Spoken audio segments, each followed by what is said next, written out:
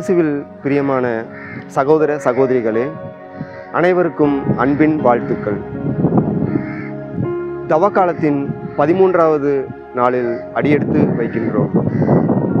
இன்றைய சிந்தனையை நமக்காக வழங்குகிறவர் சித்தூர் பங்குத்தந்தை அருட்தந்தை லாசர் அடிகளார் அவர்கள்.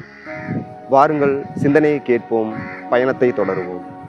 தந்தை, மகன், தூய ஆவியின் பெயராலே ஆமென்.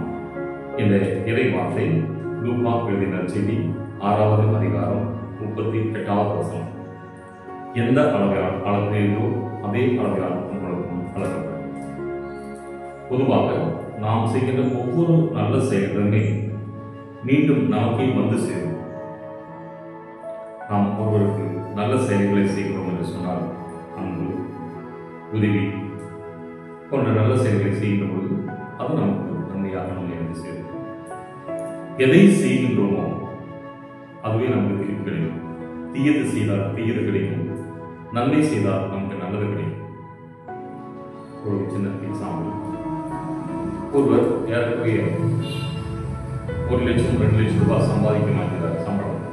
வின்சென்ட் டி பால் சபையை சேர்ந்த ஒரு சகோதரர் அவரிடம் சென்று, நீங்கள் பங்குக்கு ஏதாவது உதவி செய்யலாமே, உங்களுக்கு இப்போ பென்ஷன் மட்டுமே 50,000க்கு மேலே வரணும் என்று எதிர்பார்க்கிறோம் அப்படின்னு சொல்லும்போது, இதெல்லாம் தெரிந்து வைத்திருக்கின்ற நீங்கள் என்னுடைய குடும்பத்தில் நடக்கும் உங்களுக்கு தெரியுமா?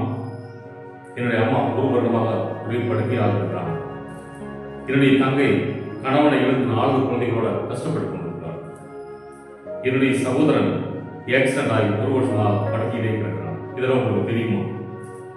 அப்படி பேசுகின்ற பொழுது அந்த வின்சென்ட் டி பால் சபை சகோதரருக்கு ரொம்ப சங்கடமாக போய், இந்த சகோதரர் நான் தப்பாக நினைத்து விட்டோமே என்று சொல்லி. ஆனால் அவர் சொல்லி இந்த வார்த்தையை கவனிக்கணும்.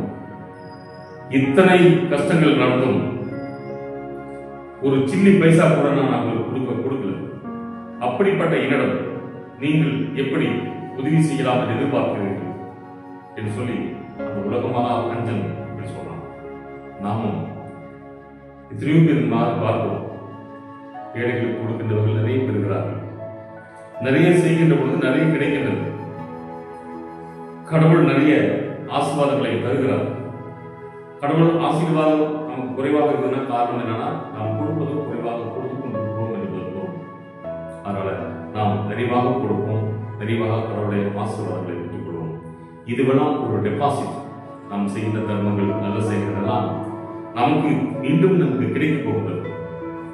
ஒரு முறை ஒரு ஃபாதர் என ஜூபிலி விழா இருந்தார். அவருடைய குருத்துவ ஜூபிலி அப்போ சேர்ந்த பொழுது எல்லா ஸ்பான்சர் ஒருத்தர் டொனேஷன், கார் டொனேஷன் கொடுத்தாங்க. நிறைய பேர் சாப்பாடு ஒருத்தர் அந்த ஸ்பான்சர் பண்ணிக்கிட்டாரு. கிஃப்டெல்லாம் ஒருத்தர் ஸ்பான்சர் பண்ணாரு. சவுண்ட் லைட் அது ஒருத்தர் ஏற்றுக்கொண்டார். அப்படி அது முடிஞ்ச ஒரு படம் பார்த்துட்டு பேசிட்டு சொன்னார், லாசர் எல்லாமே எனக்கு ஸ்பான்சர் தான் லாசர், நான் 1 பைசா கூட செலவு பண்ணதில்லை. அப்போ உங்களுக்கு என்னதான் பார்த்து செலவு?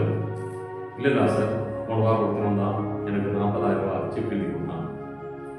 நேற்றைய தினம் ஒருத்தர் வந்தார், ஃபாதர் ஜூபிலியாமா 1 lakh செக் எழுதி கொடுத்தார். அப்போ ஃபாதர் மீண்டும் உங்களுடைய செலவு தான் என்ன அப்படின்னு கேட்டபோது, எனக்கு ஒரு செலவு இல்லை, அந்த கமிட்டிக்காரங்களுக்கு எல்லாத்துக்குமே நான் ஒரு டின்னர் கொடுத்தேன், அதான் என்னுடைய செலவு லாசர் பண்ணேன். உடனே நான் என்ன சொன்னேன், ஃபாதர் நீங்கள் கொடுத்து வைத்தவர், நீங்கள் செஞ்சதுனால தான் உங்களுக்கு கேள்வி கிடைச்சிருக்கு அப்படின்னு சொல்லி. அப்போ இது ஒரு எக்ஸாம்பிள். நாம் மற்றவங்களுக்கு செய்கின்ற பொழுது சின்ன சின்ன உதவிகளாக இருக்கலாம். அது பிற்காலத்திலே 5 வருடங்கள் 10 வருடங்கள் கழித்து அவர்கள் நம்மை தேடி வருவார்கள். நம்முடைய உதவி பெற்றவர்கள் நமக்கு திருப்பி செய்வார்கள், நன்றி கடன் செய்வார்கள், கிராட்டிடியூட். அப்ப அத்தகைய நன்றி உணர்வோடு நாம் வாழ வேண்டும். பல நேரத்தில் நாம் தவறு இழைக்கிறோம், அறியாமலே சில தவறுகளை செய்கிறோம். செஞ்சுட்டு என்ன நினைப்போம், ஐயோ இந்த தவறு மற்றவங்களுக்கு தெரியக்கூடாது, மற்றவங்களுக்கு தவறை மன்னிக்கணும், இது பெரிதுபடுத்தக்கூடாது அப்படின்னு சொல்லி நாம் எதிர்பார்க்கிறோம். ஆனால் அதே நேரத்தில் வேறொருவர் தவறு செய்து நம்மிடம் மன்னிப்பு கேட்கின்ற பொழுது நம்முடைய மனதை ஏன் கல்மனதாக இருக்கின்றது? அவர்கள் என்னை மன்னிக்க வேண்டும், விட்டுக்கொள்ள வேண்டும், அன்பு செய்ய வேண்டும் என்று எதிர்பார்க்கிறோம். ஆனால் மற்றவர்கள் நம்பிக்கை வருகின்ற பொழுது ஏன் நாம் மன்னிக்கிறது, ஏன் கல்மன் உள்ளவராக இருக்கின்றோம்? கடவுள் இந்த கல்மனதை விரும்புவதில்லை. மாறாக நாம் நம்முடைய எளிய இதயத்தை தான் பார்க்கிறார்.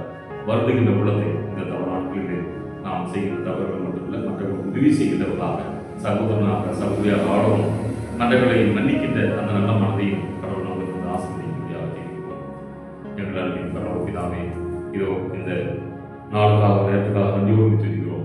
நாங்கள் மற்றவர்களை மன்னிக்கவும் ஏற்றுக்கொள்ளவும் அன்பு செய்யக்கூடிய அந்த நல்ல மனதை எங்களோடு